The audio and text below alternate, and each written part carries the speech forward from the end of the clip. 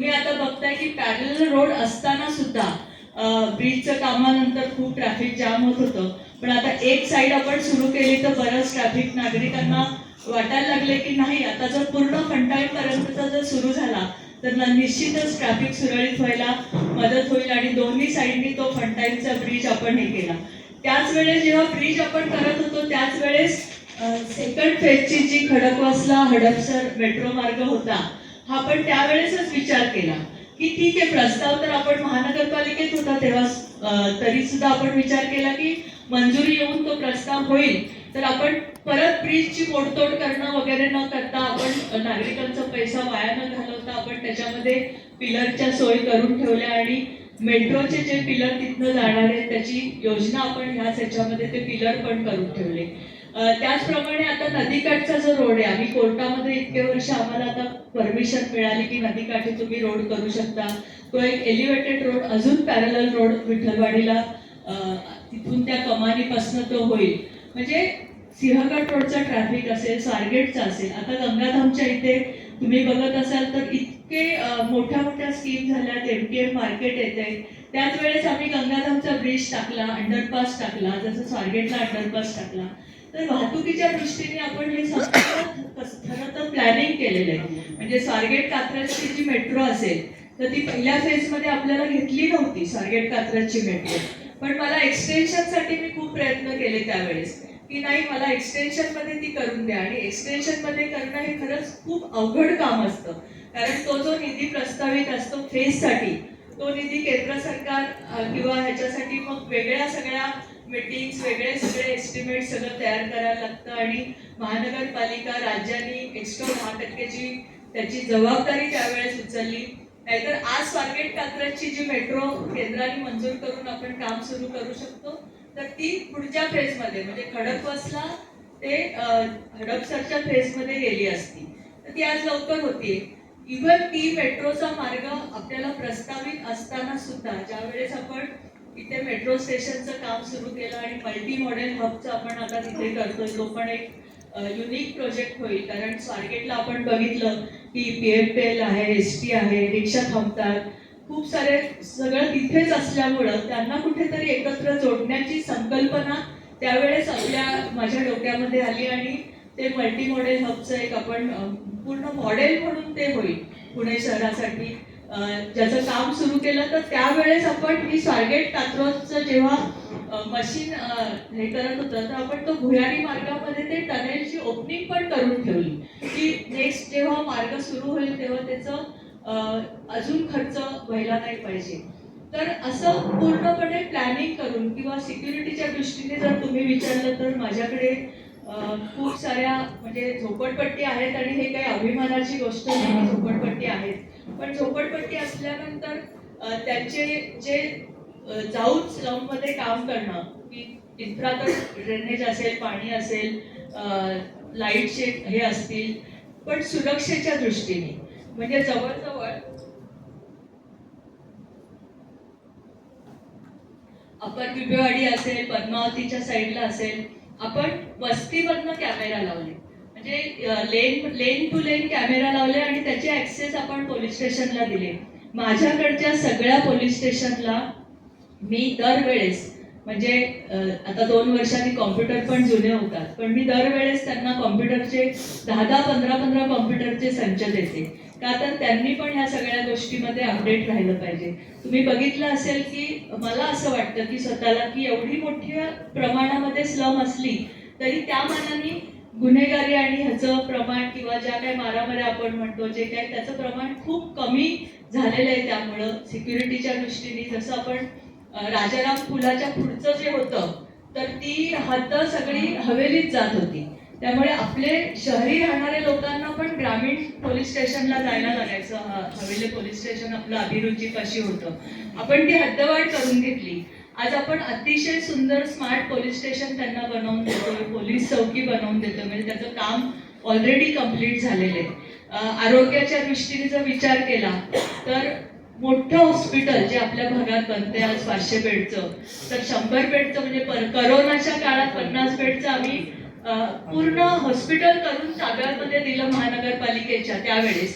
आणि ऑक्सिजनचा प्लॅन्ट तो तेव्हा मी स्वतःच्या निधीतनं आपण 1.5 कोटी ऑक्सिजनचा प्लॅन्ट तिथे 1.5 कोटीचा बसवला. आज 100 बेडचं हॉस्पिटल तिथे चालू पण झालंय. तुम्ही जर कधी जाऊन बघितलं तर अतिशय सुंदरपणे ते हॉस्पिटल चालतंय. खूप चांगलं व्यवस्थित डॉक्टरांचे अपॉइंटमेंट्स वगैरे सगळं परफेक्ट आहे. आणि मागची जी 400 बेडची जी फेज आहे, आता 5 मजले कम्प्लीट झालेले आहेत. मला असं वाटतं की ह्या येत्या वर्षामध्येच आपण ते 400 बेडचं हॉस्पिटल पण तिथे सुरू करू. पण ह्या सगळ्यासाठी पण खूप प्लॅनिंग करायला लागलं, कारण राज्य सरकारकडे जेव्हा हॉस्पिटल आपण करतो तर डॉक्टरांचे अपॉइंटमेंट्स होत नाही, तर मग हे केंद्राने करावं. मग केंद्राने 350 कोटी रुपये त्याच्यासाठी निधी दिला. या सगळ्या गोष्टी करण्यासाठी काही गोष्टी लॉंग टर्म असतात. ज्यावेळेस आंबेडकर नगर झोपडपट्टीला आग लागली त्यावेळेस मी ठरवलं, तर पहिलं फायर ब्रिगेड स्टेशन ज्यावेळेस बांधलं तर पहिल्यांदा मला असं वाटतं, मला इतर माहिती नाही, पण माझ्या भागात तिथे कर्मचारी असला पाहिजे त्या जागेवर, तर तो लगेच येऊ शकतो गाडी घेऊन. म्हणून आपण 42 फ्लॅट त्या अग्निशामक कर्मचाऱ्यांसाठी तिथे बांधले. म्हणजे केंद्र तर बांधलंच, पण त्याच्या मागे जवळजवळ एवढे फ्लॅट त्यांना बांधून दिले की ते कर्मचाऱ्यांनी तिथेच राहावं. त्याचप्रमाणे बऱ्याच ठिकाणचं तुम्ही म्हणाल की वस्तीमध्ये म्हणजे एवढ्या छोट्या छोट्या घरं असताना सुद्धा घरटी शौचालयाची स्कीम खूप चांगली राबवली गेली. आणि नुसत्या आंबेडकर नगरमध्ये आम्ही त्यावेळेस 3000 शौचालय बांधली. पर्यावरणाच्या दृष्टीने आपल्याकडे तळजाईसारखं एवढं मोठं वस्तीतलं असलेलं फॉरेस्ट हे जपणं हे फार मोठं काम होतं. की अतिक्रमणाचा विळखा तुम्ही बघता की तळजाईला असेल किंवा पर्वतीला असेल हा जो पडतोय, तर त्या दृष्टीने फॉरेस्टला भिंत घालणं हे काम जेव्हा मी सुरू केलं, मला सगळ्यांनी खरं तर त्यावेळेस सांगितलं की ह्याने काय तुम्हाला मतं मिळणार नाही, तुम्ही कशाला इथे पैसा वाया घालवताय.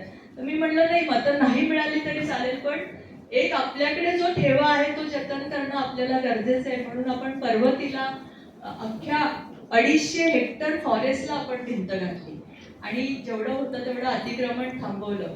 त्या ज्या वेळेस तळजाईमध्ये काही जणांनी सुरू केलं की आपण ही बाग करू, ती बाग करू, हे करू, पण त्याला पण आम्ही सगळ्या नागरिकांच्या बरोबर मी उभी राहिले विरोध करायला. कारण आपल्याला नुसतं काहीतरी केलं म्हणून दाखवायचं नाही, तर आपल्याला आहे ते फॉरेस्ट जपायचे.